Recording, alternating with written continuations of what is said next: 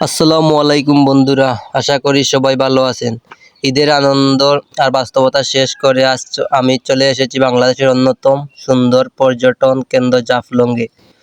অনেক দিন ধরে ভাবছিলাম এখানে আসব, প্রকৃতির সৌন্দর্য কাছ থেকে দেখব। অবশেষে আজ সেই সুযোগ হয়ে গেল।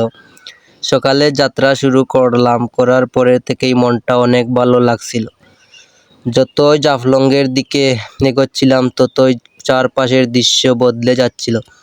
রাস্তার দুই পাশে সবুজ গাছপালা, খোলা আকাশ আর মনমুগ্ধকর পরিবেশ ভ্রমণের আনন্দকে আরও বাড়িয়ে দিয়েছে। জাফলংয়ে পৌঁছে প্রথমেই চোখে পড়ল দূরের পাহাড় আর সর্বোচ্চ পানির সৌন্দর্য। পাহাড়ের গা বেয়ে নেমে আসা মেঘ আর ঠান্ডা বাতাস যেন পুরো পরিবেশকে আরও সুন্দর করে তুলছে। এখানে দাঁড়িয়ে থাকলে মনে হয় প্রকৃতি যেন নিজের হাতে এই জায়গাটিকে সাজিয়েছে।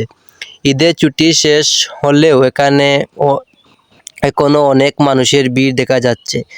বিদেশের বিভিন্ন জায়গা থেকে মানুষ এসেছে ঘুরতে, কেউ ছবি তুলছে, কেউ পরিবার নিয়ে সময় কাটাচ্ছে, আবার কেউ প্রকৃতির সৌন্দর্য উপভোগ করছে।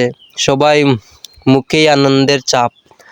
জাফলংয়ের সবচেয়ে সুন্দর বিষয় হলো এর প্রাকৃতিক পরিবেশ। সর্বোচ্চ পানির নিচে পাথরগুলো স্পষ্ট দেখা যায়। পানির কলকল শব্দ আর ঠান্ডা বাতাস মনকে এক অন্যরকম শান্তি দেয়। এখানে কিছু সময় কাটালেই মনে হয় জীবনের সব ক্লান্তি দূর হয়ে যাচ্ছে।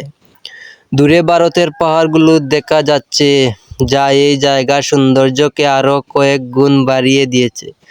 চারদিকে তাকালে শুধু সবুজ আর সবুজ। প্রকৃতিপ্রেমীদের জন্য এর চেয়ে সুন্দর জায়গা খুব কমই আছে। আজকের এই ভ্রমণকে অনেক সুন্দর মুহূর্ত ক্যামেরাবন্দি করেছি, আশা করি আপনাদের সবার ভালো লাগবে। ভিডিওটির মাধ্যমে যেহেতু সৌন্দর্য দেখাতে পারছি